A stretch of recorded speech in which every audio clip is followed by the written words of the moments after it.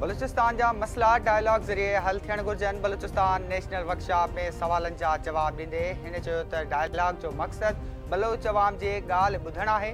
वज़ीर आज़म बलूचिस्तान जे मसइलनि जे हल लाइ ग्रैंड डायलॉग जी तजवीज़ ॾींदे चयो आहे त जेकॾहिं अॼु बि ॻाल्हियुनि लाइ वेंदासीं त मसइलनि जे हल में आसानी पैदा थींदी। बलूचिस्तान जे वसीलनि ते पहिरियों हक़ बलूचिस्तान जी अवाम जो आहे ऐं सूबे सां लाॻापियल मामलनि खे ॻाल्हियुनि ऐं इत्तफ़ाक़ राय सां हल करणु घुरिजे।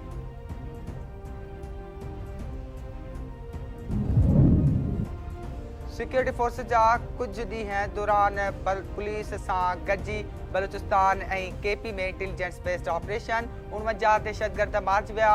पाक फौज तर्जुमान ISPR जो चवणु आहे त बलूचिस्तान जे मस्तूंग मच ऐं कुज़दार ऐं पंजगोर ज़िलनि में 10 इंटेलिजेंस बेस्ड ऑपरेशन दौरान भारतीय हिमायत में सरगर्म 37 दहशतगर्दनि खे मारियो वियो। केपी जे बनू उत्तर वज़ीरिस्तान औरंगज़ई ऐं खैबर ज़िलनि में केतिरनि ई इंटेलिजेंस बेस्ड ऑपरेशन दौरान भारतीय हिमायत में सरगर्म 12 दहशतगर्द मारिजी वियल दहशतगर्दनि जे कब्ज़े मां वॾे तइदाद में हथियार, बारूदी मवाद ऐं मोटरसाइकिलूं हथ करे तबाह कयो वियो।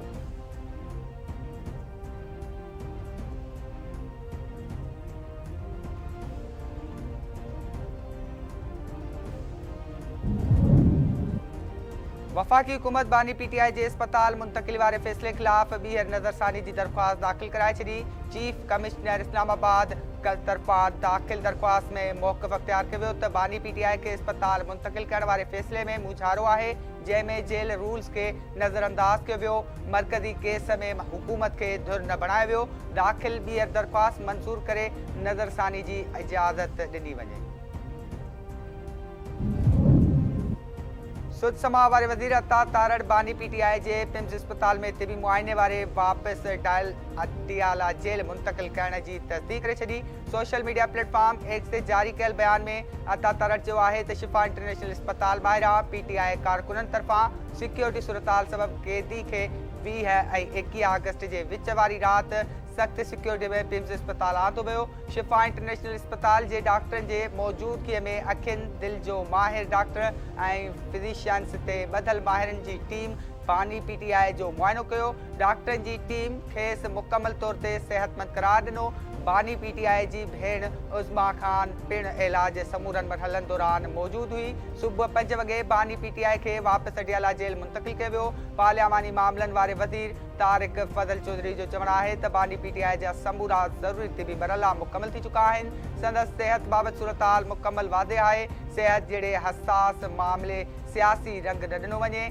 धुरियूं हक़ीक़तूं साम्हूं रखे ज़िम्मेवारी जो मुज़ाहिरो कनि।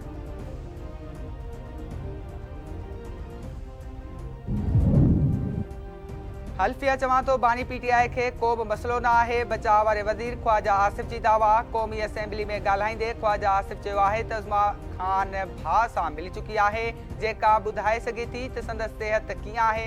बानी PTI जी अखि आहिस्ते आहिस्ते ठीकु थिए पई। ब्लड प्रेशर जी दवा ॾिनी पई वञे, उनखे अजायो मसइलो बणाए पियो वञे। संदन क़ाइद नवाज़ शरीफ़ जी प्लेटलेट्स जो मज़ाक़ उॾायो वेंदो हो। अॼु बि उन ते ॻाल्हियूं साम्हूं ईंदियूं आहिनि। बानी PTI तरफ़ां मज़ाक़ उॾाइण वारियूं केतिरियूं ई वीडियोज़ मौजूदु आहिनि। खेसि अहसासु न हो त बीमारी हक़ीक़त आहे। क़यादत जेल में हुई त कॾहिं बि धमकियूं न ॾिनियूं।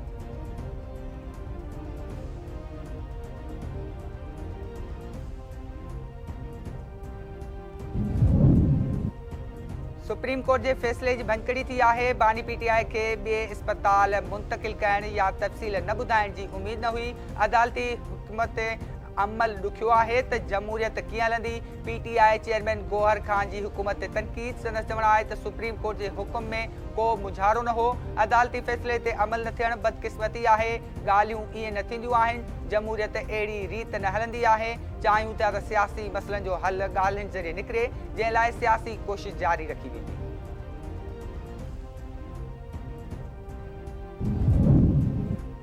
मुस्लिम लीग नून जे सेनेटर नासिर भट्ट बानी PTI खे साज़िशी करार ॾेई छॾियो।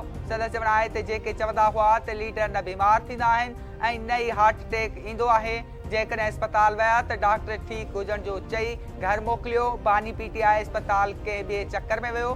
जिथे डॉक्टरनि खेसि ठीकु करार ॾिनो। सुप्रीम कोर्ट जे फ़ैसिले ते मुकमल अमल कयो वियो। बलूचिस्तान जी क़िस्मत सिर्फ़ बलूचिस्तान जी अवाम जे हथनि में आहे। बलूचिस्तान ऐं पाकिस्तान जो हाल ऐं मुस्तक़बिल हिकु ई आहे, हमेशह हिकु रहंदो।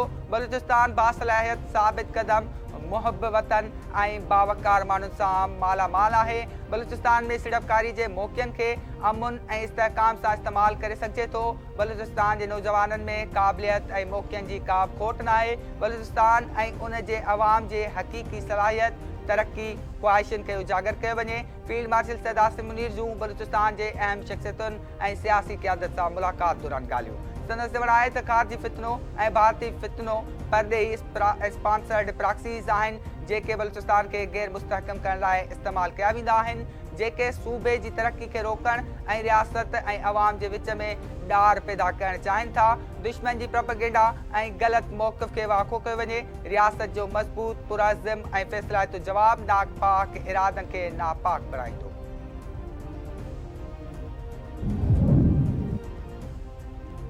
वज़ीर आज़म शहबाज शरीफ़ तरफ़ां गूगल जी टीम जी मान में आजियाणो पाकिस्तान ऐं गूगल विच में क़ौमी डिजिटल तब्दीली ऐं जिद्दत खे हथी वठण बाबति मफ़ाहमती याददाश्त ते सहियूं कयूं वियूं। पाकिस्तान में गूगल ऑफिस जे क़याम में अहम अॻबराई पाकिस्तान में डिजिटल सलाहियतुनि, IT एक्सपोर्ट ऐं जिद्दत वधाइण खे हथी वठण में मदद मिलंदी। 2026 ताईं पाकिस्तान में 1.5 लख गूगल कैरियर सर्टिफिकेट विरहाया वेंदा।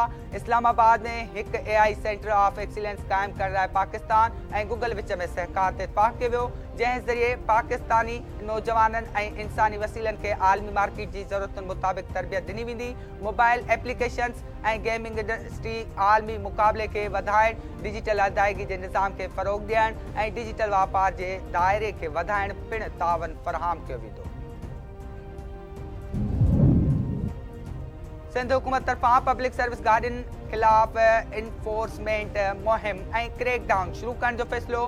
सूबाई ऐं रीजनल ट्रांसपोर्ट अथॉरिटीज़ DRTAs ऐं मोटर व्हीकल इंस्पेक्शन विंग खे फौरी तौर सख़्त चेकिंग ऐं इन्फोर्समेंट ड्राइव शुरू करण जूं हिदायतूं। सीनियर वज़ीर शर्जील मेमन जो चवणु आहे त केतिरनि ई पब्लिक सर्विस गाॾियुनि जा रूट परमिट अञा ताईं डिजिटलाइज़ न आहिनि। कुझु गाॾियूं सही फिटनेस सर्टिफिकेट खां सवाइ बि रोडनि ते हलंदड़ आहिनि। कुझु गाॾियुनि में फायर एक्सटिंग्विशर बि मौजूदु न आहे। अहिड़ियूं भञकड़ियूं मुसाफ़िरनि जी हयातुनि लाइ संगीन ख़तरो आहिनि। डिजिटलाइज़ रूट परमिट, सही फिटनेस सर्टिफिकेट ऐं लाज़मी फायर एक्सटिंग्विशर खां सवाइ हलंदड़ पुलिस पब्लिक सर्विस गाॾियुनि ख़िलाफ़ सख़्त कार्रवाई कई वेंदी।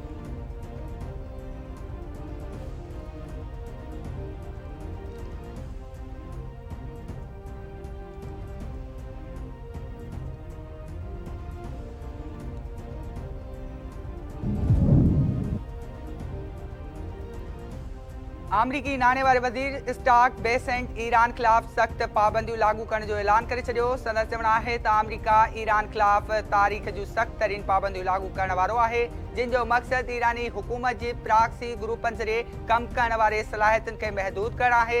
ईरान सां कारोबार कंदड़ मुल्कनि ख़िलाफ़ इक़्तिसादी क़दम खयां वेंदा। खेसि यकीन आहे त चीन समेत सभई मुल्क हुर्मुज़ खे ॿीहर खोलणु चाहिनि था।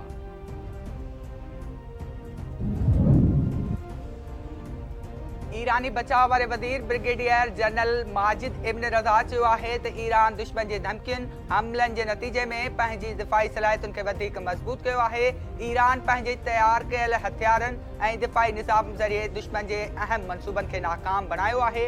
जेकॾहिं बि दुश्मन ईरान खे निशानो बणाईंदो, उहो अहिड़ी क़ौम खे मुंहुं ॾींदो जेका न रुॻो दिफ़ा ऐं मुज़ाहमत जे मैदान में साबित क़दम रहंदी, पर पंहिंजी सलाहियतुनि ते भरवसो कंदी, हर ख़तरे खे नई ताक़त ऐं तरक़ी में तब्दील कंदी।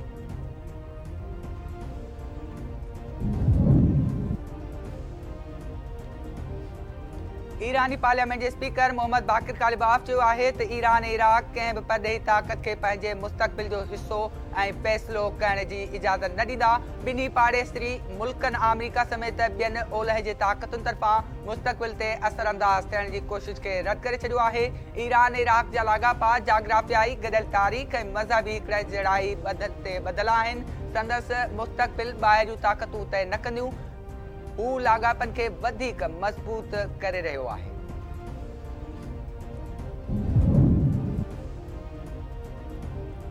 रूस अमरीकी पाबंदियुनि खे थुॾे छॾियो।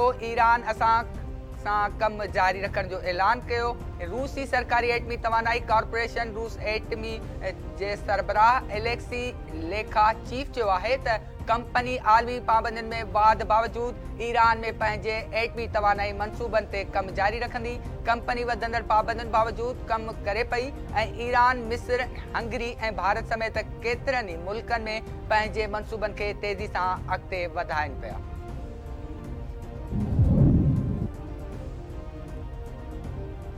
अमरीकी जंगी जहाज खणंदड़ बेड़ो जॉर्ज वाशिंगटन विच ओभर में पोजीशन संभाले वरिती।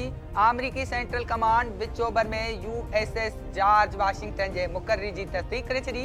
जॉर्ज वाशिंगटन विच ओभर में 9 महीननि ताईं मुक़ररु रहंदड़ इब्राहिम लिंकन जी जाइ संभालींदो, जंहिं ते 5000 फ़ौजी मुक़ररु हुआ जेके खाध खुराक ऐं वॉशरूम जी ख़राबी खे मुंहुं ॾेई रहिया हुआ।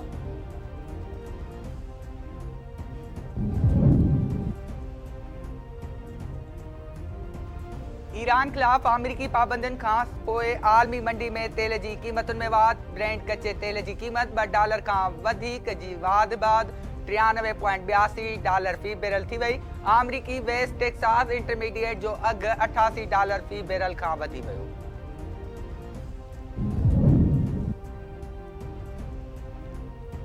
रावलपिंडी ऐं इस्लामाबाद में पंजे ॾिहाड़े बि तेज़ बरसात। नालालई जे वहकिरे में वाध। इंतिज़ामिया अलर्ट जारी करे छॾियो।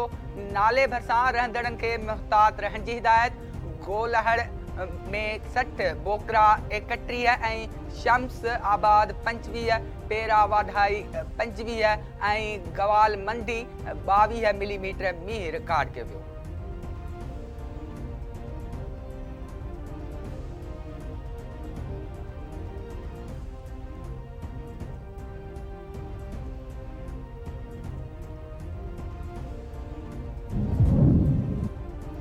कराची में रोड हादसनि जे नतीजे में 3 ॼणा हयातियूं विञाए वेठा। 36 ॼणा ज़ख़्मी। हैदराबाद लिंक रोड ते कोच ट्रेलर खे ओवरटेक कंदे हादसे जो शिकार थी पई। 2 मुसाफ़िर थड़े ते फोत थी विया। 36 मुसाफ़िर ज़ख़्मी। माड़ीपुर रोड न्यू ट्रक अॾे वेझो मज़दा जे टक्कर में मोटरसाइकिल सवार नौजवान अजल जो शिकार। लाश अस्पताल मुंतकिल। फोती जी सलमान वलद अब्दुल मुइन तौर सुञाणप।